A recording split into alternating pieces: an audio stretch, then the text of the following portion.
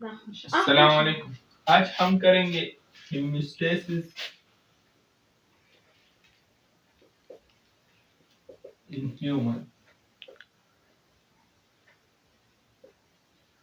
Haemostasis किसे कहते हैं? जो इंटरनल बॉडी में जो चेंजेस आते हैं, इसके साथ इंटरनल बॉडी को कांस्टेंट कर देने की जो सलाहियत है, उसको हम हेमोस्टेसिस कहते हैं। हेमोस्टेसिस इन ह्यूमन जो है वो 3 ऑर्गन्स के जरिए होता है। एक है किडनी, लंग और स्किन के जरिए जो है ह्यूमन में हेमोस्टेसिस होता है। ये जो लंग है, लंग के जरिए कैसे हेमोस्टेसिस होता है? जब हम रेस्पिरेशन करते हैं तो रेस्पिरेशन में carbon dioxide as by product produce होता है। तो ये कार्बन डाइऑक्साइड हमारी बदन के लिए बहुत खतरनाक होता है, तो इसको लंग्स के जरिए जो है वो रिलीज किया जाता है। कैसे किया जाता है? ये अल्वेओलाई को ले आ जाता है, अल्वेओलाई में फिर डिफ्यूजन के जरिए ये रिलीज होता है। ये हमने पिछले लेक्चर्स में किए थे। तो इसके जरिए जो हेमोस्टेट में होता है वो लंग के जरिए इसी तरह से होता है कि कार्बन डाइऑक्साइड को रिलीज कर देता है और हमारी बॉडी के लिए बहुत हार्मफुल होता है। इसके अलावा जो स्किन है, स्किन के बहुत नीचे वाले हिस्से में एक टिश्यू होता है जो है पेट से बना होता है। इसका काम क्या है? ये जो है वो जो हवा हमारी बदन में जाती और आती है उसको रोकती है। हमारी जो हवाएं है उसको जिस्म के अंदर नहीं ले जाता। हाँ, तो जब कोल्ड कंडीशन आती है तो कोल्ड कंडीशन में ये क्या कर देती है? ये एक गूज बम्प जो है वो प्रोड्यूस होता है, जिसके जरिए हवा अंदर जिस्म में नहीं दाखिल होती। तो जब नहीं जाती तो हमारी बॉडी जो है वो कोल्ड कंडीशन के मुताबिक हो जाती है। इसलिए जब वार्म कंडीशन आती है, गर्मी हो जाती है, तो फिर जो हमारे स्किन में जो स्वीट ग्लैंड्स है वो स्वीट प्रोड्यूस कर देता है। तो जब स्वीट प्रोड्यूस होता है तो फिर इससे इवेपोरेशन होता है। इवेपोरेशन के जरिए हमारे बदन में जो हीट होता है वो रिलीज हो जाता है। तो इसी तरह से स्किन जो है ये होमोस्टेसिस में अहम किरदार अदा करती है। इसके अलावा किडनी है। किडनी जो है ये हमारी बदन में जो वेस्ट मटेरियल है, जिसे हम नाइट्रोजनस वेस्ट कहते हैं, इसको रिलीज कर देता है। इसके अलावा किडनी जो है ऑस्मोरेगुलेशन भी करता है। हमारे बदन में जो वाटर सॉल्यूट बैलेंस है उसको बरकरार कर देता है। किसके जरिए?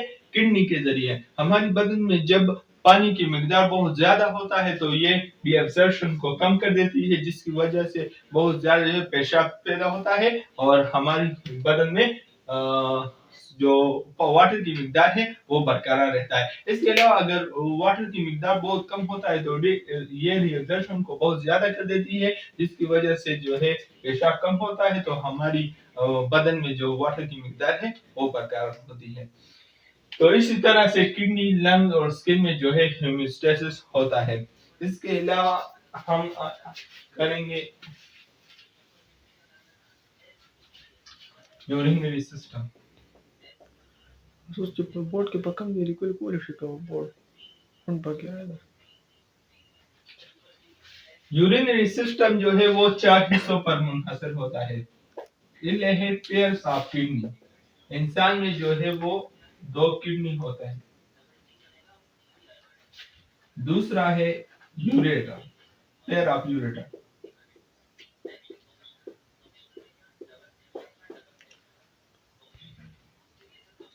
तीसरा है यूरिनरी ब्लैडर।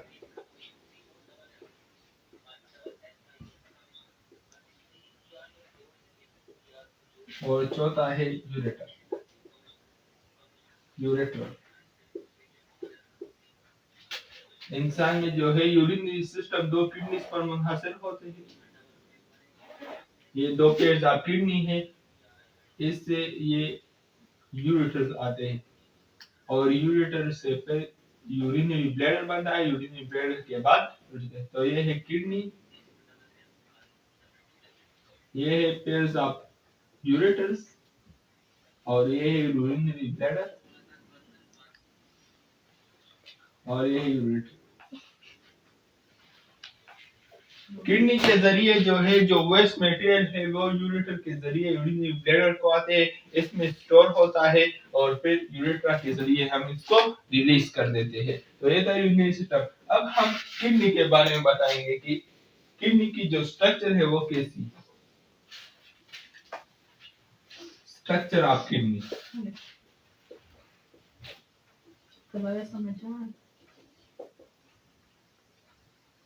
किडनी जो है ये 10 सेंटीमीटर लॉन्ग है, 5 सेंटीमीटर ये वेट है और 4 सेंटीमीटर ये थिक है। ये कहां पर मौजूद होती है? ये एब्डोमिनल कैविटी में मौजूद होती है।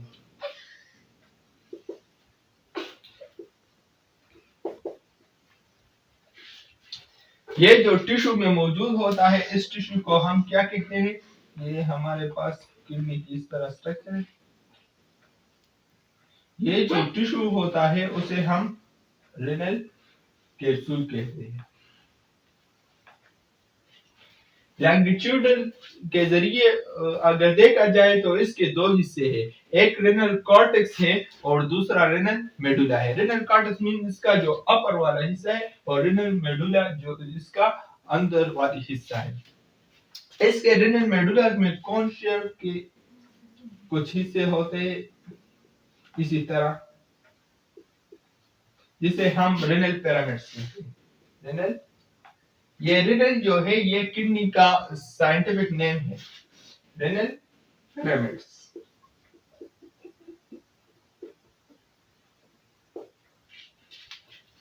ये हम क्या कहते हैं? रेनल पेल्विस कहते हैं। इसके बाद ये जो वाला हिस्सा जो है ये इस जगह से इसे हम रेनल हाइलेस कहते हैं, हाइलेस, जिसके जरिए जो है यहाँ पर आर्टरीज और वेन्स आते हैं और यहाँ पर एक ट्यूब आ जाता है जो हमारे पास वेस्ट मटेरियल है उसको ले जाते हैं। तो इस ट्यूब को हम कहते हैं renal pelvis. Renal pelvis, renal pelvis से फिर यूरेटस हो जाता है, यूरेटस से फिर यूरिनरी ब्लैडर। अब हम पढ़ेंगे कि ये किडनी जो है किस चीज से बनी है, इसका फंक्शन यूनिट क्या है। इसका जो फंक्शन यूनिट है वो है नेफ्रॉन। अब हम नेफ्रॉन के बारे में बताएंगे।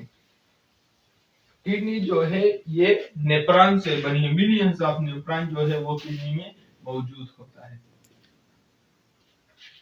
नेफ्रॉन के दो हिस्से हैं, एक है रेनल कॉर्पसल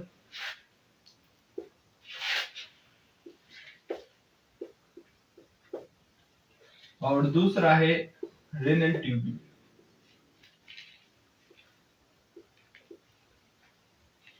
रेनल कॉर्पसल जो है ये दो हिस्सों पर मुनहसर होता है। ये रेनल कॉर्पसल ये दो हिस्सों पर मुनहसर होता है, एक है ग्लोमेरुल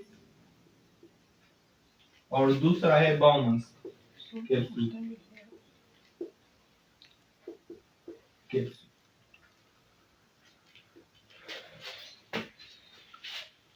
ये ग्लोमेरुल जो है इसके ये जो ग्लोमेरुल होता है इसके ऊपर जो सरफेस होता है वहां पर बाउमन्स कैप्सूल मौजूद होता है। सही। फिर रेनल ट्यूबल्स आते हैं। रेनल ट्यूबल्स में तीन हिस्से होते हैं, एक है proximal convoluted tube,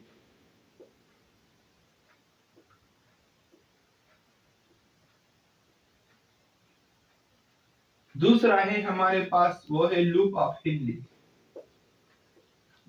loop of हिनली जो है ये यू शेप में मौजूद है। ये हमारे पास जो है ग्लोबुल है, इसके ऊपर जो है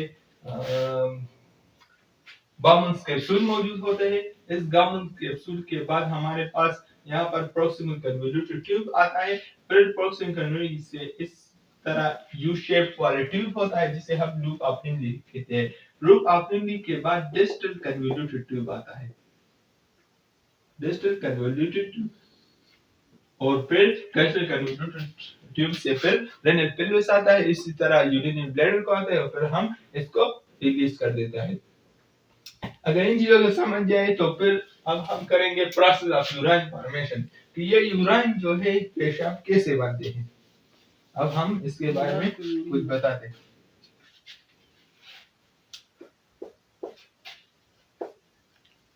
प्रोसेस ऑफ यूराइन फॉर्मेशन, ये जो प्रोसेस होता है वो 3 हिस्सों में होता है। एक है प्रेशर फिल्ट्रेशन,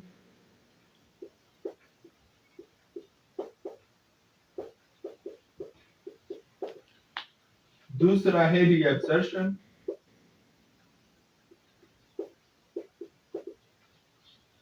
और तीसरा है ट्यूबुलर सिक्रीशन।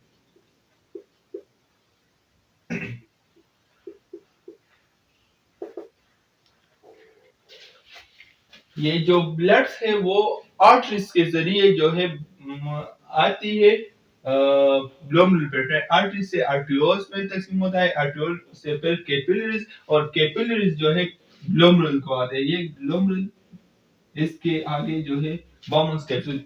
तो जब ये ब्लड जो है ग्लोमेरुल को पहुंच जाते हैं तो इसमें यहाँ पर बहुत ज्यादा प्रेशर होता है। इस प्रेशर की वजह से ये जो है ग्लोमेरुल्स में फिल्टर हो जाते हैं और बॉमन्स कैप्सूल में जो है वो एंटर हो जाता है। किन कौन कौन सी चीजें इसमें फिल्टर हो जाए, वाटर सॉल्यूट्स और इसी तरह का दीगर चीजें जो है उसमें फिल्टर होता है। सिर्फ 2 चीजें इसमें फिल्टर नहीं होती, एक है ब्लड सेल और दूसरा है प्लाज्मा प्रोटीन। इन 2 चीजों के अलावा जो बाकी जो वेस्ट मटेरियल होता है वो इसमें फिल्टर होता है। तो इस चीज को हम ये जो प्रेशर की वजह से हमसे ये जो चीजें जो है फिल्टर हुई उसको हम कहते हैं प्रेशर फिल्ट्रेशन। और इसमें जो चीजें जो है फिल्टर हो गई इस मटेरियल्स को हम कहते हैं ग्लोमेरुल फिल्ट्रेट।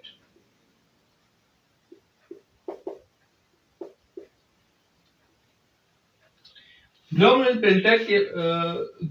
के बाद ये जो है बाउमन्स कैप्सूल को जाते हैं और बाउमन्स कैप्सूल के बाद ये जो है रेनल ट्यूबस को जाते हैं, proximal convoluted tube, loop of Henle and distal convoluted. तो रीअब्जॉर्प्शन किसे कहते हैं? रीअब्जॉर्प्शन कहाँ पर होता है? ये रेनल ट्यूबस में होता है। रेनल ट्यूबस हमने कहा कि ये 3 चीजों पर मुनहसर होती है। एक है proximal convoluted tube. Proximal convoluted tube में हमारे पास जो वाटर और सॉल्यूट है वो रीअब्जॉर्ब हो जाते हैं, वो दोबारा ले जाते हैं जो कि बदन के लिए जरूरी होता है। आइए रिअब्जॉर्प्शन किसे कहते हैं? वो चीजें जो फिल्टर हो गई हो और फिर ये बदन के लिए जरूरी हो, इसको दोबारा लेना ब्लड के जरिए, उसे हम रीअब्जॉर्प्शन कहते हैं। तो रीअब्जॉर्प्शन कहाँ पर होता है? रेनल ट्यूबस में होता है। रेनल ट्यूबस 3 चीजों पर मुनहसर होता है। एक है proximal convoluted tube. Proximal convoluted tube में हमारे पास वाटर और सॉल्ट जो है वो फिल्टर हो जाते हैं, जबकि लूप ऑफ हिनली जो यू शेप में होता है उसमें जो है ज्यादातर सॉल्ट जो है वो प्रोक्सिमल कन्वोल्यूटेड ट्यूब में हमारे पास वाटर ऑब्जर्व होता है, लूप ऑफ हिनली में हमारे पास सॉल्ट जो है वो रीअब्जॉर्ब होता है। इसी तरह डिस्टल कन्वोल्यूटेड ट्यूब में भी हमारे पास जो है वो वाटर जो है रीअब्जॉर्ब होता है।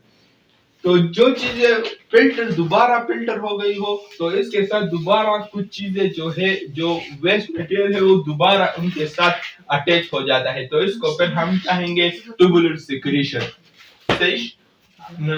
After filtration, reabsorption and tubular secretion, जो फिल्ट्रेट हमारे पास जो है बाउमन्स कैप्सूल में रहे हो तो उसको हम यूराइन कहते हैं। यूराइन को फिर यूरेटर्स के जरिए यूरिनरी ब्लैडर में स्टोर हो जाता है। यूरिनरी ब्लैडर के जरिए बाद हम यूरेटर के जरिए उसको रिलीज कर देते हैं। तो आज का हमारे टॉपिक इंशाल्लाह अगले लेक्चर में हम फिर आगे पढ़ेंगे।